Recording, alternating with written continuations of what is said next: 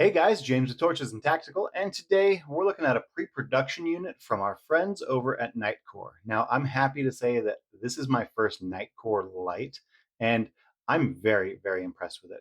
I hope that we see a lot more Nitecore coming on the channel soon. Now, they sent this over. This is currently on Kickstarter for the next few days, and if you haven't looked at it yet, go ahead and head over to Kickstarter now. I'll put a link down below so you guys can check this out. Now, this is the MT2A Pro. The MT2A Pro is the successor to the MT2A. Now, this is a huge, huge step up. Looks a little bit different, but it's a huge step up because it has their new UHI 40 LED, and that's going to give you up to 1,000 lumens, depending on whether or not you're using their NL1416R lithium battery, or if you need to, you can also swap this over to two AA batteries, and this is going to give you 500 lumens. So no matter what, if you only have AA batteries, you can still get a lot of use out of this light. So before I get into everything that came with it, I just want to run through a couple specs real fast. And like I said, this will hit 1,000 lumens and 255 meters of throw. And if you like the Candela numbers, that's 16,500. Or on medium, this will do 300 lumens. And then on low, this will do 30 lumens. And it'll do 30 lumens for 20.3 hours. Now, if you do have the AA batteries instead, let's go ahead and just tell you this right now that this will do 500 lumens on high and it will do 30 lumens on low. In addition to that, it is 5.63 inches or 143 millimeters. And without those batteries, it comes in at a paltry 43 grams. Again, this is the UHI or UHI 40 LED. This is their new round die emitter. So they ditch a lot of the square dies that come typically on your lights nowadays. So let's go ahead and look at everything that came in. And since this is a pre-production unit, they didn't send the stock packaging. They just sent it in a cardboard box wrapped in a ton of bubble wrap. But what they did include with it is a little Nitecore bag, and that comes with a spare O-ring and the Nitecore lanyard. Now, as far as lanyards go, this probably has to be one of the best I've seen. It has Nitecore embroidered on there, so you always know which flashlight it goes to. And every aspect of this is very strong, very sturdy, and it even has a little adjuster here. So once it is around your wrist, you can adjust it and make sure that nothing's coming loose. So again, that's all I have for it. But with everything out of the way, let's go ahead and take a look at the actual light. Now, the actual light, this is, I guess this technically falls under the pen light category. However, it's a little beefier. You know, let's compare it to the i3T. It is a bit larger.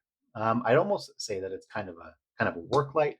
However, this functions and works just as well as a lot of full-fledged EDCs. So if you like a very slim design, this may be for you. So let's start at the business end. You do have that glass lens right here. And then behind there, you have a smooth reflector. And let me bring this up here so you can see it just right. So you have that UHI 40 or UHI 40 LED. Now that is their round die emitter, and that's going to give you a lot of that throw as opposed to just trying to flood everything out. Now that's also helped by that smooth reflector. Then we'll step down. It does get a little bit warm. Now this doesn't have a lot of surface area, and since it does put out 1,000 lumens, it can get a little toasty in your hands. So I'll bring this up here. You can see the MT2A Pro with the UHI 40 LED, and then the Nitecore badging, and that's it for that side. Then we have some very, very shallow cooling fins here. And then my favorite part of the design aspect here, it's almost like a stepped cylindrical machining. Instead of having just standard columns, they decided to spice it up a little bit and bring this coming down in a helical manner, if you will. And I think it looks really nice, gives you a ton of grip. Then you also have this two-way pocket clip. Now this two-way pocket clip, you can go ahead and throw this very easily onto a baseball cap or anything. And if you need to rotate it, you can go ahead and do so just by quickly sliding it. And then you have your tail cap. Now the tail cap does have some knurling on it as well. They are just standard vertical knurling though. So you do get a lot of grip. And in addition to that grip, you also get your necessary governmental signage right here saying don't throw out the batteries and all that stuff. But we will continue moving up, and you do have some very short saddles right here that straddle both sides of that rear tail switch. And those are going to also have holes in there so you can attach that lanyard to it should you choose. then onto the rear tail switch itself. Now, it is a reverse clicky, and I would have preferred to see a forward clicky if I'm being honest. But all in, it has a really, really good feel. And I just wish that we were able to do some mode selection prior to having it engaged. So now I'll go ahead and take this off right here. Take off that tail cap for you. And for its size, you do get a very, very stiff spring. It's a very narrow spring, but they are only, it's the same depth or same width as a 14500 cell. And then in here, let's go ahead and pop this out right here. Now, one thing you will notice about the light is that it didn't have any external USB-C ports, and that's because the USB-C comes on the NL1416R battery. Now, this one here, it is 1600 milliamp hours and rated at 3.7 volts. So basically, this is just a really, really long 14500 cell. And if you were curious, I do have a USB cord over here.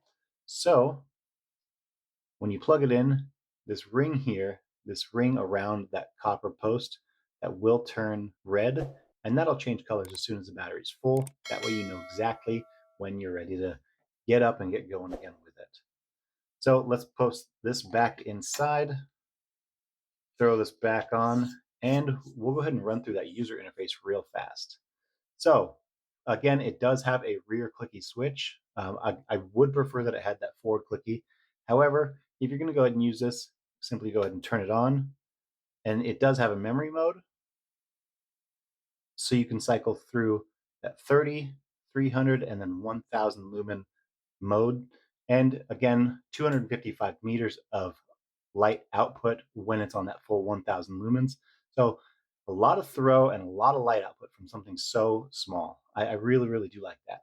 But since those are the only modes that it has, you know, again, your 1000 lumens, your 30 lumens, and then your 300 lumens, let's go ahead and get this outside so we can see how those outputs compare to something similar. Here is another double 14500 light. This is the T4 from Convoy. Now this is one that you probably saw in a previous video of mine that I kind of modified the stonewash finish. We'll go ahead and test it with that one here. This one is a 519A coming at 4500K. And then we have the i3T. I do wish I had an i5T from Olight, but I have the i3T Plus, and this is a dual AAA light. So this has two AAA batteries inside, and we can see how that compares to that as well. So let's get outside and see what this can do. All right, guys, so we have the Nitecore MT2A Pro. So I'm just going to go ahead and run it, and we are using their stock 3.7 volt battery. So let's go ahead and run it on low, medium, and high. Now this is 1000 lumens from the MT2A Pro. And I gotta say, for such a small pen slash EDC light, this really throws. You can see that light pole out there, or that electric pole out there with ease. And to compare, now again, I know it's just a 2 AAA light, but we're gonna go ahead and run the i3T Plus. So this is low, and this is high. So this one actually appears to be quite a bit warmer. I guess it kind of falls into the neutral category, but it definitely does not throw as far. Much softer hotspot too. And then finally we have the Convoy T4. So this is low, and now this is a pretty low, if you know what I mean. So hopefully this shows up well on camera. Here's medium. Here's high. And to be honest, I don't remember if the next one is going to be a turbo of sorts, or if it's going to jump into all the other modes. Yeah, okay, so that's a strobe. So we're going to end on that high. And now just so you guys have another visual of the MT2A Pro, this is 1000 lumens from the MT2A Pro with their U-High or UHI LED. All right, now that we have seen how these lights compare, let's get back inside and run a couple finishing touches. All right, guys. So we went outside and compared the new Nitecore MT2A Pro. We compared that to the i3T Plus from Olight, as well as the T4 from Convoy. Now, unfortunately, I don't know. This is going to be, frankly, the better comparison. This is just a little underpowered, and I apologize. I won't be checking that footage until after I'm already in post. So I honestly feel like this may not be the best representation for a comparison. So let's just get this out of the way now. Frankly, it doesn't even compare. Let's just go ahead and take it off the table now. Yeah, let's literally take it off the table. So when it comes to the T4 with the 519A and the MT2A Pro with that UHI 40, I'm going to go ahead and say that while I don't know what um, what the projected output is from this, I know that the 519A will pretty consistently put out about 1,000 lumens. So I felt it was going to be a good fit.